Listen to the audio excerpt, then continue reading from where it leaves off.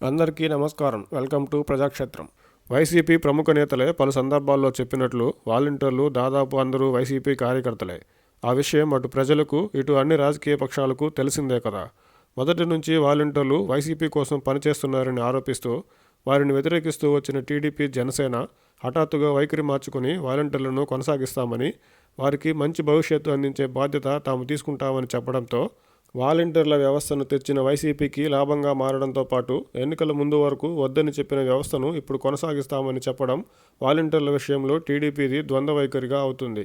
మొన్నటి వరకు వ్యతిరేకించిన వాలంటీర్లను వైసీపీ కార్యకర్తలే అని చెప్తూనే, వైసీపీకి రాజకీయంగా పనిచేస్తున్నారని ఆరోపిస్తూనే తిరిగి అదే వ్యవస్థను కొనసాగిస్తామన్నప్పుడు ఎందుకు వ్యతిరేకించారో, ఎందుకు కొనసాగిస్తామంటున్నారో, ఏ విధంగా కొనసాగిస్తారో అనేది వివరంగా చెప్పకపోవడం టీడీపీకి నష్టమే తప్ప లాభం ఉండదు. పింఛన్లు మినహా దాదాపు అన్ని పథకాలకు నేరుగా బ్యాంక్ అకౌంట్లలోనే నగదు జమ చేస్తున్నారు కాబట్టి వాలంటీర్లు ప్రతి నెల ప్రధానంగా పింఛన్లు ఇవ్వడం మినహా ప్రభుత్వం తరపున వారికి పెద్దగా పని లేదనే చెప్పాలి. అయితే వాలంటీర్లు చేస్తున్న ఇతరత్రా పనులు ఏమైనా ఉన్నా అవి ప్రతి నెల ఉండకపోవచ్చు. ప్రస్తుతం 50 కుటుంబాలకు ఒక వాలంటీర్ ఉండగా సరాసరి 50 కుటుంబాల్లో పింఛన్లు తీసుకునేవారు మహా అయితే 20 నుంచి 25 మంది ఉంటారనుకున్నా నెలకు 25 పింఛన్లు ఇవ్వడానికి నెలకి 5,000 జీతంతో ఒక వాలంటీర్ అవసరం లేదు కదా. ఉదాహరణకు 500 కుటుంబాలు ఉన్న ఒక గ్రామంలో ఎంత ఎక్కువ అనుకున్నా 300 పింఛన్లు మించి ఉండవు.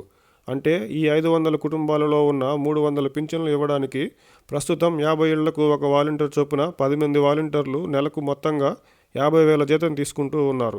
పింఛన్లు ఇంటి వద్ద ఇవ్వడానికి వాలంటీర్ల అవసరం ఉంది అనుకున్నా అదే గ్రామంలో ఉన్న 300 పింఛన్లు ఇవ్వడానికి 3 లేదా 4 వాలంటీర్లు సరిపోరంటారా? దీంతో పింఛన్లు ఇంటి వద్దే ఇవ్వడంతో పాటు ప్రభుత్వానికి ఆర్థికంగా ఆదా అవుతుంది.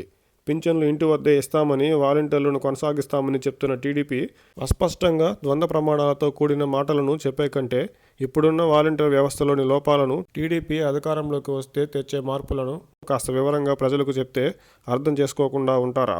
అలా కాకుండా మొన్నటి వరకు వ్యతిరేకించిన వ్యవస్థను కొనసాగిస్తామని అస్పష్టమైన ప్రసంగాలతో నష్టమే తప్ప వనగూరే ప్రయోజనం ఏముంటుంది?